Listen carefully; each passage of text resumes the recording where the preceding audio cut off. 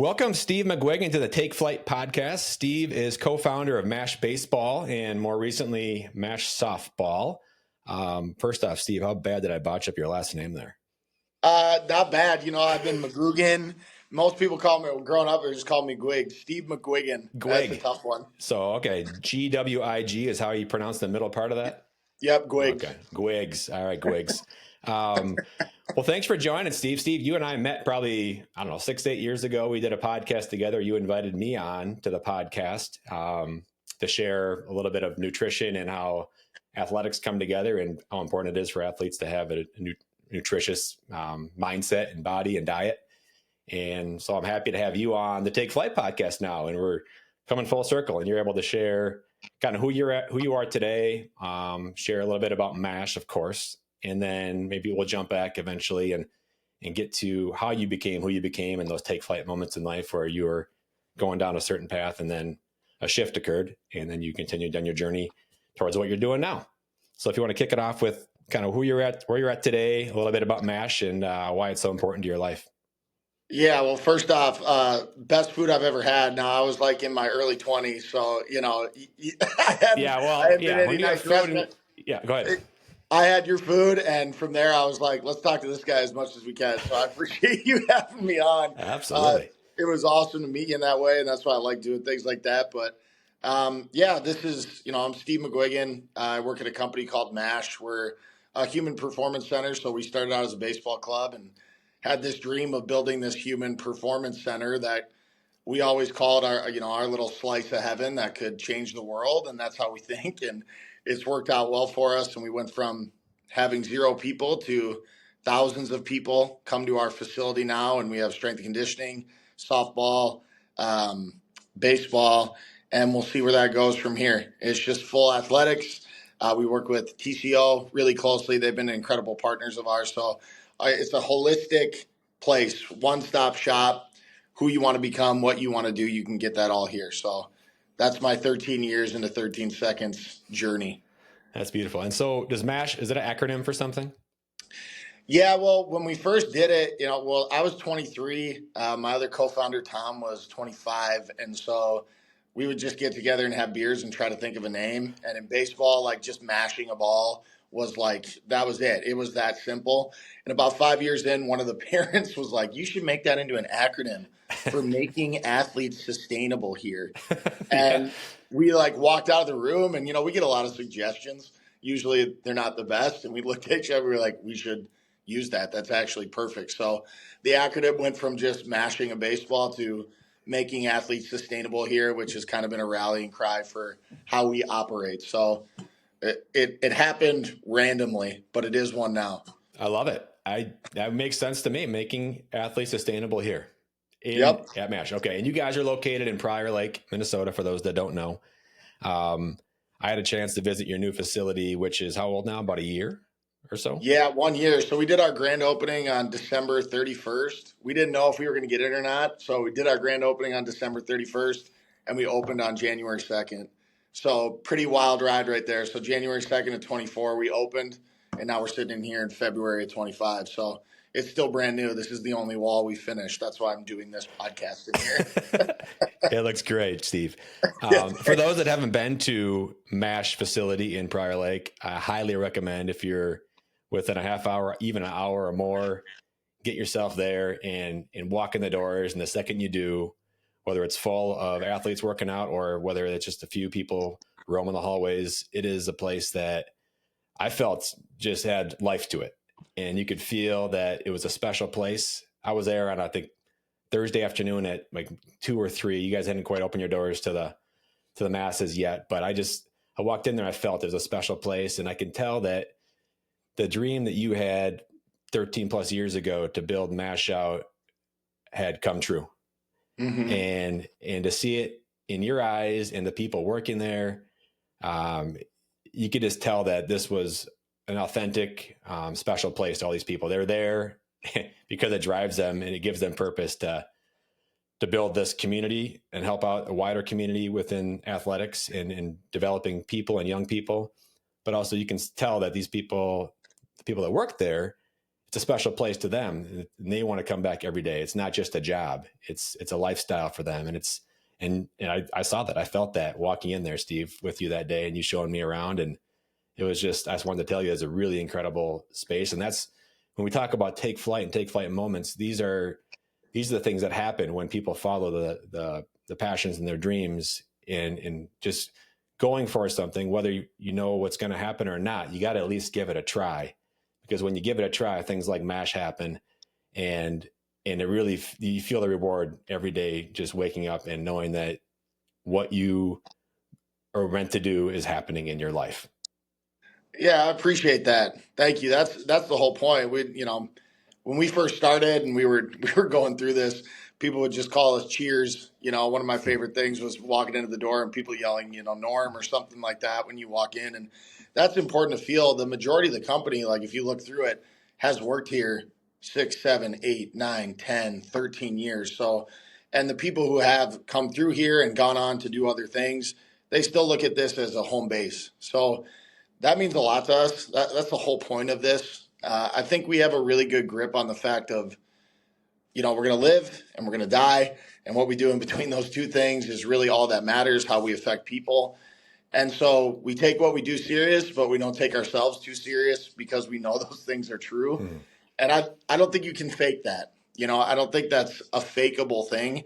And you certainly can't fake it for 13 years. And that's where we're at right now. And especially what we've gone through, you feel that in here, because, we started in, 2012, and you think of what's happened from 2012 to 2024, all of the events, all of the things that have happened. It's been an absolute crash course in small business. So for us to be at this point, we feel really good about where we're at, and we're also motivated to keep going, because there's not a lot of fear once you start jumping over those hurdles. That fear starts going away, and hopefully you feel that when you walk into the building. Like, these people are not scared to try to make something happen. That's the point. Yeah, that's great, Steve.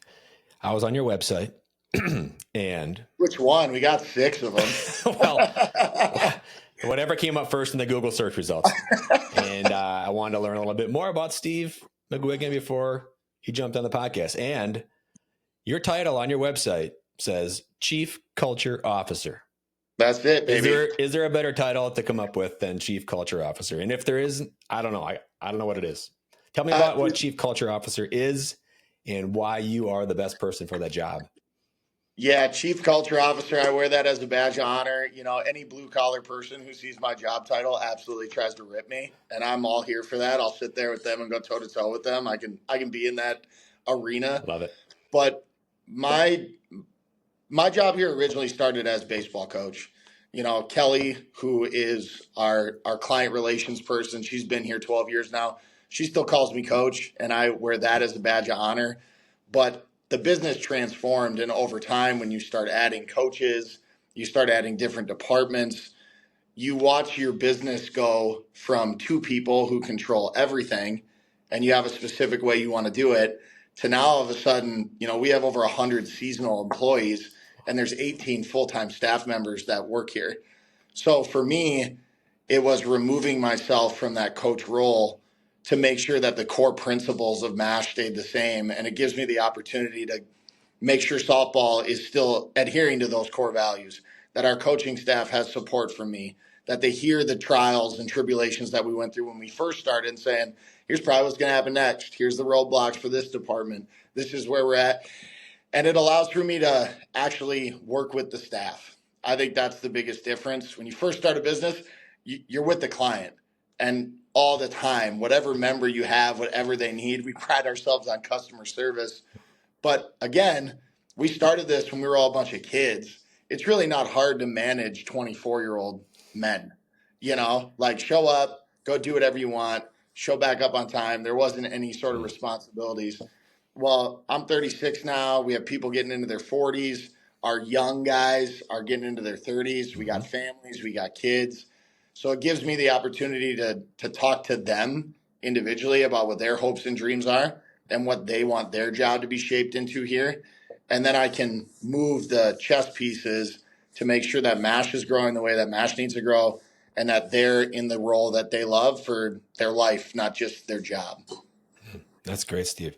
You hear a lot about culture, and it's an incredible thing when you actually have kind of the base set for what the culture is, and when your employees at MASH have a voice in the company, it gives them such more skin in the game and an excitement to go to work, to know that their voice is heard and that they can make a difference on what MASH is and what it could be. And the athletes that walk through the doors, they know as employees of MASH that their voice is heard and that what they say is trusted by you and Tom and kind of the higher ups at MASH, that you guys trust them to kind of say the things in representing MASH and what MASH it is, right?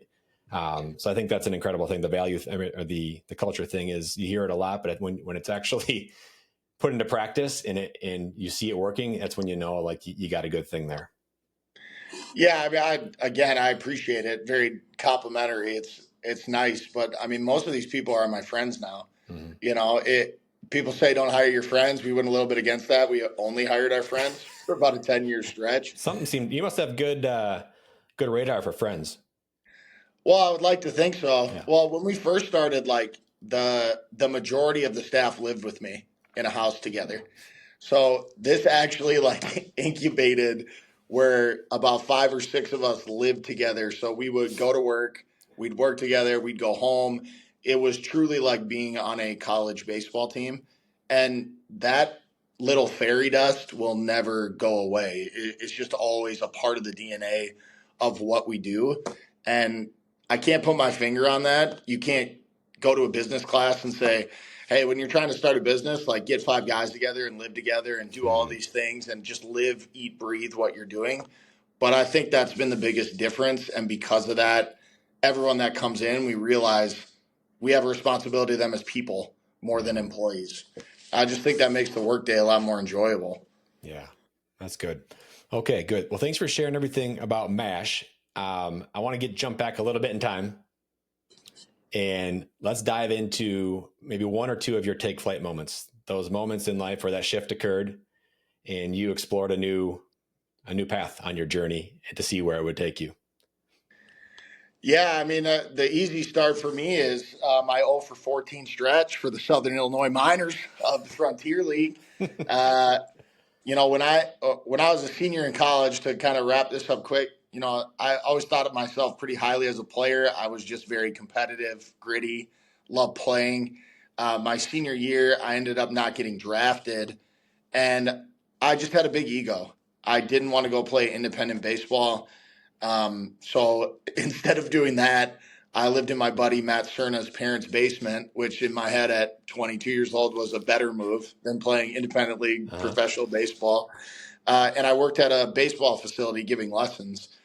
And, you know, I made 25 grand a year. That's what they paid me. And I was living in, Illinois, away from my family. And about 7 months into that job, I got another couple calls to go play baseball again. And I looked at it a little bit differently at that point. So I said yes. I drove out to Southern Illinois to play for the Southern Illinois Miners, who are now no longer even a franchise. And on my drive out, I got a call from Tom, who's now the co-founder of MASH with me. And I had a cousin that was going to go play for him and said, who is this guy? So I called him. I asked him, what is this thing? What's this baseball club? Because in the state of Minnesota in 2011, 2012, club baseball really wasn't even a thing. I learned that when I went out to Illinois, but it wasn't a thing here. So I asked him a couple questions, and I tongue-in-cheek said, hey, I'll probably see you in a couple weeks. I'm going out to try to play pro ball on a whim. Went out there, 0 for 14. I did win the Minor Idol, which is the rookie American Idol singing contest. And I did think that was going to get me on the team. Not going to lie. I brought it up when they cut me. When they cut me, I said, but I won Minor Idol. How could you get rid of me? What did you sing? Do you remember? I don't remember what I sang. I'm not going to lie. I remember winning, but I don't remember what I sang. There's probably a lot of theatrics involved. Yeah. But, you know, they cut me. That's the first time I've ever experienced getting cut.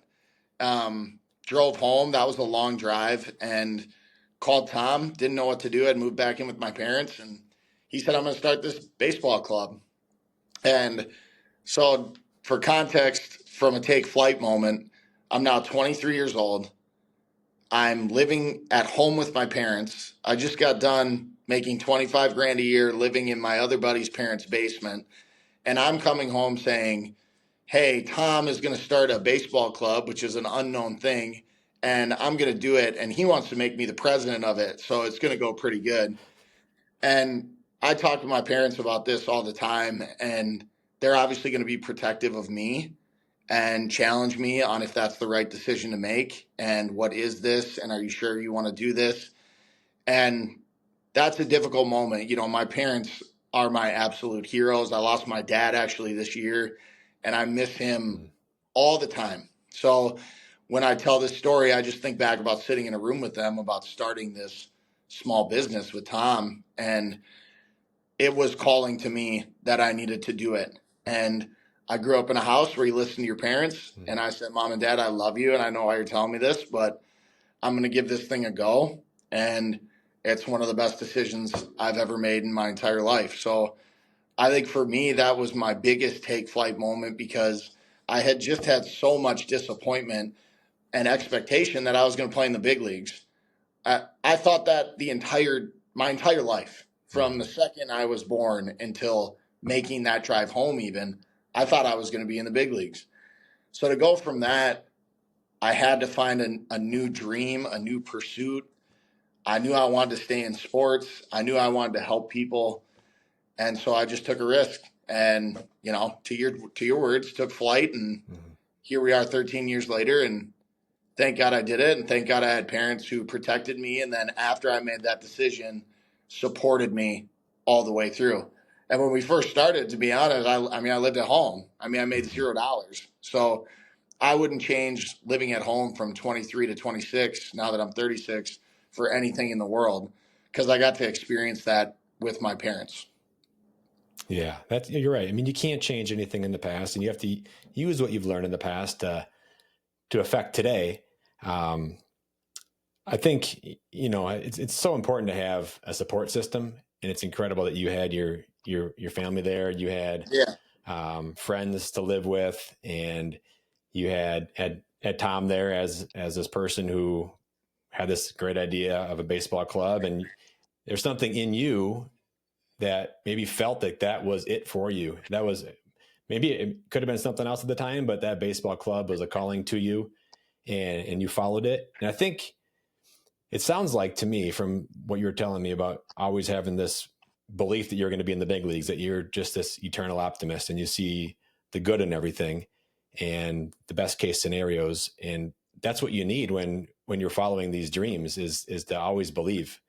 And in sports, it's hard. I mean, there's always the self-doubt in sports, and it's hard to shake those voices out of your head sometimes. And so I think, you know, anybody that started a business in their life or followed a passion or a dream, you know, you just have to put your head down sometimes and work and just get after it. And, you know, there's going to be those bad days, and those are just hurdles. And the more hurdles you encounter in your life, the stronger you'll be down the road, because you've overcome them. Even if we fall, we'll know what we've learned from our fall and use that in future endeavors or chances we take in life. So it's great to hear about your story about kind of your perseverance in baseball, and then following your love for sports and baseball into what is now becoming this co-founder of MASH Baseball. And now you're this people shaper. Like, you get to help develop people who you were 15, 20 years ago as a 12, 13, 14-year-old growing up into high school and loving the game. And now you get to see people's passion, and you get to shape those young people. And I got to imagine, you can tell me if I'm wrong, but anybody that's committed to MASH program, or any program for that matter, I'd imagine they got to spend a lot of time in the facility. Yeah, I mean, they're here all the time. I mean, we'll have kids who are here 5-6 days a week for 3 to 4 hours. We want it that way. You know, at the end of the day, people say, "Oh, that's a little much." You'd have to come in here and understand that vibe. You know, the culture that is that you're talking about. It is very much a positive atmosphere. Most kids are here for 3-4 hours, but it feels like an hour to them. You know, if there's 60 days, 2 of those days they're grinding out that time together, and we're really lucky. I mean, the families and the kids that we get to work with are amazing. These are amazing kids.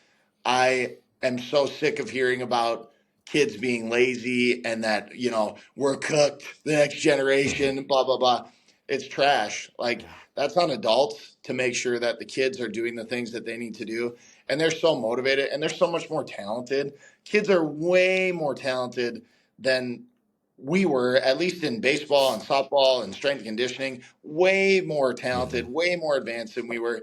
They just need adults to teach them how to be gritty, to teach them how to be good teammates. And that's been going on for a million years. But that responsibility, somewhere along the lines, in my opinion, started getting thrown on the kids. They don't know what they don't know. That's our responsibility. They're hardworking, they're really talented, and as an adult, we better hold them accountable and tell them the truth so that they can take these skills beyond just playing baseball. And it's the most said thing and the most undervalued thing that a coach or a mentor can provide a kid. And so we're lucky. We have unbelievable people who work here. We have unbelievable people who go here. And that is the atmosphere where if you aren't that, you're just probably going to leave. And that's the nice part about small business is you can either tell people this isn't a good fit or they can tell you it isn't a good fit. Perfect. Let's move it along. Let's find the right fits and let's get those people in here because all of that matters. Every single person matters when it comes to your culture. So, a little bit of a rant by me there, but I get fired up about people saying that kids are lazy and not talented. It's like it couldn't be further from the truth. Yeah. Well, I was thinking about when you were saying how kids are spending, 3 to 4 hours or, 5 days a week. I got to imagine. So if the kid goes to school, gets home, say 2:30, 3 o'clock, baseball for 3 hours, home for 3 hours, you guys are a big part of their day. Oh yeah. And, and when you talk about culture and having that within MASH, I mean, you are a big thumbprint on that person and who they are and who they become. And to be a program for 13 years says a lot about who you guys are and who you develop. And not only, if you were to see one of your former athletes 5, 10, 15 years from now, whether they're playing baseball, sports or not, you get to see what you've developed, not only as an athlete, but as a person, who they've become, because you guys have a big part of that person's life while they're with you guys. Yeah, and it's our biggest responsibility, right? It's our biggest responsibility. We care a lot about making them good at their sport. I'm not going to lie about that. We care about that, but not nearly as much as having a relationship with them. I laugh. Some of the kids call me like their, stepdad or, their guidance counselor or whatever it is. Those are my favorite conversations in the cage. It's honestly the reason I still do hitting. I don't really do hitting to talk about hitting. I do it to work through the issues that they're going through and being a sounding board for them because, think about it. No matter how good of a relationship you have with your parents, you're not going to tell them everything. And you're certainly not going to tell it to your teachers. Who are you going to go to? You're going to go to your club coach, the person that you work with 3-4 hours a day. We know more about that stuff than probably anybody on planet Earth. And we take a ton of pride in that. And if I'm not getting that information from the kid, I'm honestly probably not putting them into a space where they feel good enough to try new things and fail in the cage and be optimistic about the bad news they just got or cut, because those sport conversations are going to come. And if you're not having these other conversations, this sport conversation is just going to fall flat every single time. It's not going to hit the way it needs to hit. So you have to almost invite kids to be able to do that. And the one thing that they don't do very well is communicate with their mouths. They do struggle with that just because they don't have to very often. Right. So we take pride in making sure people can do those things here and push them to be self-aware and push them to be individuals. And that leads to all those conversations. So you're spot on. It's the best part of the job. Yeah, that's great to hear, Steve. I wanted to ask you a question here, and I asked everybody the same question, but can you think of one or two people that you've drawn inspiration from specifically in your life? Yeah, my mom and dad, for one. For a bunch of reasons. It's a really good thread from what we just talked about. But first, their relationship. My parents were great teachers of how to provide mutual respect in a public setting, also how to provide mutual respect. I remember growing up, I never once had a conversation with my mom or my dad where it was like, your mom's wrong about this, don't worry. No, it was a united front.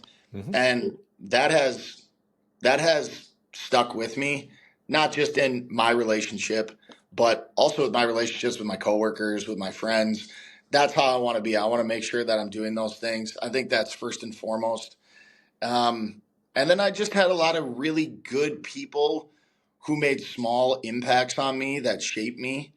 When you're in sports and you travel and you play for different teams and you do different things, you have different coaches, and you just pull so many little things from so many people that outside of my parents, truthfully, I wouldn't say I have that, but I've Mm-hmm. had so many special moments with a Dale Varsho in the Northwoods League or an Al Iverson from my high school team growing up. Or like I can say all those things. Sean McDermott recruiting me to the University of Illinois Chicago. Mike D being really tough on me at the University of Illinois Chicago. Coming back into baseball and having families try to ridicule me saying that I was bad for baseball because we were taking kids away from their associations. It's not always positive things that make a great impact on you. Mm-hmm. But I would say outside my parents, it's been a million interactions that I've just taken things from that have shaped me either good or bad. Mm-hmm. And you know what? I'll also give a shout out to my friend group, my just support system. I got a group of buddies who I've been friends with since I was 6. We still go on a golf trip every year. I got about a group of 12 guys that are my high school buddies that we still hang out every couple weeks. The support system here at MASH, I don't know. If I won an award at some point and had to go up and thank everybody, I don't think I could do it Kick because you off the stage.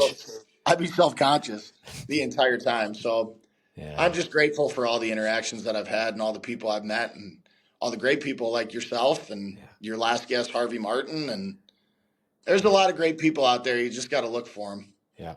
Well, it takes being a good person to know a good person too. So you have a good eye for that, and you recognize the relationships you've made throughout your life. So that's impactful too. Heck yeah. Now for some fun, more fun, I should say. 10 this or that questions for you. Okay. The first word that I give you that comes to your mind or applies to your life. All right. You ready? I'm ready. Okay. Turf or grass? Grass. Peanuts or Cracker Jacks? Peanuts. Not close. Take off your hat. Bald, baby. Are you bald or balding? No, I'm bald. I know it's a one-word answer, but I asked my buddies one time if I was balding, and they laughed at me, and that night I shaved it clean. That's how obvious it was to them that I was balding. So I said, shave that thing right now. You and me both, brother. Mashed avocado or mashed potatoes? Avocado. Softball or fast pitch? Softball, because mashed fast pitch doesn't sound good. I know you're a big coffee guy. Huge. Right. I'm drinking it right now. Starbucks or Caribou? Caribou, but homebrew for the win. All right. Love it. Talked about culture. Heat culture or mash culture? Mash culture, not close. No Jimmy Butler situations over here. Country music or chin music? What was that second one? Country music or chin music? What the heck is the second one? What do you mean? Chin music. Chin music. Chin music. I thought I was country music. All right. Baseball accessory you've seen enough of. Excessive jewelry or sliding mitts? Excessive jewelry. Sliding mitt, you could actually be safe or out because of it. All right. Last question. Do you prefer cheese or mustard on your fastball? Oh, cheese. The stinky cheddar, baby. I was telling people that yesterday. Love it. That's 10 questions with Steve McGuiggan. I did it. Steve, before we wrap up here, last question or last topic for you. You can take as much time as you want. But for someone that's wanting to take flight right now, what would you like to share with them to encourage their action? It's a great question. I would say take a moment, but don't take more than a moment. So what I mean by that is there's so many opportunities and we get fixated on things that we need or that we want to do. And I think if you can just take a moment and understand the commitment that it's going to take to achieve the thing that you actually think you want, take that moment, commit to it, and then go. And just go. And it's going to be a rocky road. This is certainly not the way that I thought we would be in this building, 13 years later. And I thought we would have done this about 5 years sooner. And I didn't think we would have COVID, and I didn't think we would have people leave. And I didn't think that I would have to become my own general contractor, but I did. And I have a 21 ACT. Not saying that the ACT is the end all be all, but I have a 21 ACT and I figured out these things and I surrounded myself with really good people. I kept the main thing. So I would say take a moment, but just a moment. And once you decide it's something that you want to do, just go and see what happens. Well said. Steve McGuiggan, thank you for joining Take Flyt today. Hope everybody enjoyed the podcast, and we'll see you on the next one. Take Flyt. Appreciate it. Thanks, Ryan.